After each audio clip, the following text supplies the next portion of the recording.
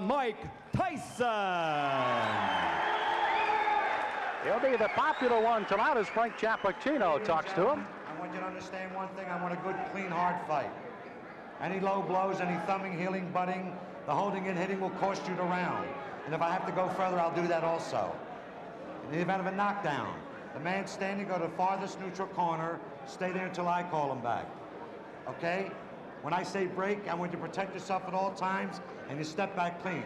Both of you understand that. Both of you touch gloves. Good luck. Out over George Mayweather, and his opponent also with a one-round, as a matter of fact, 39-second fight against Rick Spain here in Atlantic City on June 20th. That's Tyson. Tyson in the white with the red stripe, solid red trunks. With the white stripe will be John Alderson. Alderson, a tremendous height advantage. Al, how much will that play a factor in tonight's fight? Well, he has got to keep Tyson off him. Use the jab, the straight right hand. And Mike Tyson gets inside very effectively. It's one of the things he does. So, and he'll go to the body once he gets there. So I don't know if the height in itself will be a big edge for Alderson. Alderson said if he does get inside, look for me to tie him up. I'm not going to try to rumble with him in there. I don't blame him. So Frank Cappuccino will have a busy night tonight, and this six-rounder may not last very long with the kind of shots there. A left hook right to the face that time of Alderson. That was a strange punch, but Tyson is so powerful. No matter how he delivers those punches, they hurt. Boy, every punch, about talent is at his age, you can't help but think about it. How much pressure and how much can a 19-year-old take putting the pressure on to be the youngest champion in the world? Well, of course, that's them talking. That's Customato and Tyson making these bold predictions, and they put pressure on themselves. Now, Tyson switches to southpaw. I hadn't seen him do that before. Interesting. Lands with the lead left. Alderson is already bleeding from the nose, and I think that was from the very first left hand. Tyson, you can see almost like a bull as he just chases Alderson around the ring. Big John said he had to get off first tonight. He has got to use those long arms to his advantage. He has not been able to do so far in round one. You know, when Tyson switches to southpaw, I think that's the clue for Alderson with that long reach and height to throw the straight right hand. I would just let that punch go.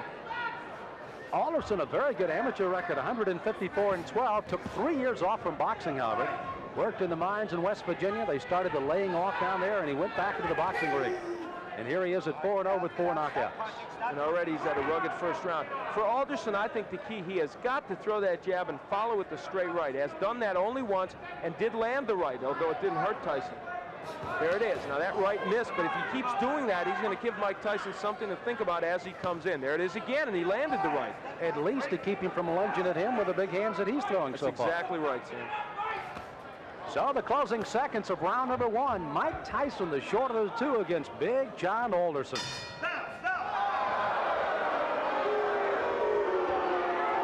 Mike Tyson delivers punches often in a very awkward fashion. Look at this left hand. That was a jab, but boy, he was off balance when he threw it. Still had a lot of power against Alderson. This is round number two of a scheduled six-rounder heavyweights. Mike Tyson in the white trunk. Yeah, I think so. Muscle underneath. Now, Tyson, they told him to go to the body, and he's trying to do that in this round. But Mike hasn't been that busy when he gets on the inside. Good uppercut by Tyson.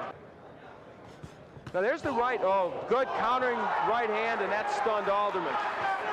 He backs up another right hand, a combination by Tyson, and he goes on the attack.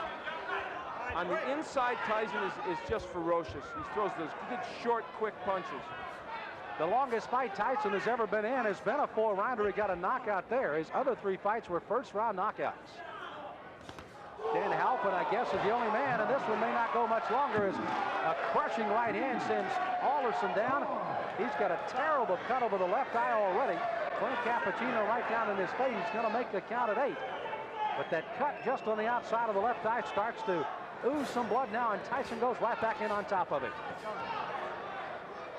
Tyson trying for his 5th straight knockout. Alderson weary on his feet, ready to go at any time. He's just trying to survive now. He's got to throw something out, though. He's laying in with Tyson. Frank may stop this fight. Ruling that as a slip, not a knockdown. Alderson peeking in over that swelling left eye, and here comes Tyson. Alderson throwing a right hand, no effect. Left hand that time, sends him reeling against the ropes. He's almost virtually out on his feet right. You know, Tyson looked at Cappuccino a moment ago as if, do you want to stop this? There he goes right back to work on that left eye as Alderson stays on his feet. Second round here. Alderson down in this round. May survive as he goes down again at the bell. He's got to get up. Now, a fighter cannot be saved by the bell in any round with the exception of the last. So he must come to his feet at the ruling of the referee says okay. He is, and he goes into his corner. But if he comes out to answer this bell, it'll be a gutty performance by Big John Alderson. Here's his mouthpiece. Here's his mouthpiece. Here's his mouthpiece.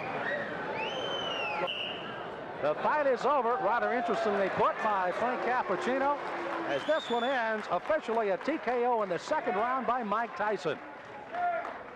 So Tyson goes 5-0 with all 5 knockouts, and it was a devastating second round that proved to be the difference. Those short right hands. Now what happened is Alderman tried to throw the right hand continually, but what happened was Tyson learned how to counter it with his own right. And there's a good straight right hand by Mike Tyson. That sent Alderson down. Well, Mike Tyson, it was a performance in which you showed, I thought, the power that we know you have and the aggression, but also maybe walked into a couple more right hands than you'd like. Well, the right hands that I walked into wasn't catching me solidly. They were grazing right hands, which I'm very peculiar when the right hand comes. Excellent. The right hands are mostly never effective on catching me because I'm always slipping with them, and I'm on an angle which the points go diagonally forward. Okay, let's take a look at the last knockdown when you sent him down, and you can comment on it for us. Well, it's rolling a little bit in our monitor, but basically you really had a lot of power and you were nailing him with short punches. I was nailing with punches because I saw he was more accepted to the right hand because he was leaning on his right hand side, and he's more acceptable to right hand. I felt a little funny. I wasn't right. I wasn't Mike Tyson that you saw earlier in the past because of the star buildup. It was a little intimidating. Is all that getting to you a bit? Now, you've placed a lot of pressure on yourself. You and Customato, he's stated flatly he thinks you're going to be the youngest heavyweight champion, the greatest heavyweight champion. What does all that do to your mental frame of mind? Well, I don't look at it that way because deep inside, when I'm not involved with boxing, I'm just a 19-year-old kid. And when I'm in the ring, then that's when I take care of business. Today was more difficult, a rugged performance because of the man's height. And he wasn't there to fight. He was there to try to last. He wasn't there really to fight. Yeah. And he was running, and it made it more difficult because he was only there to survive.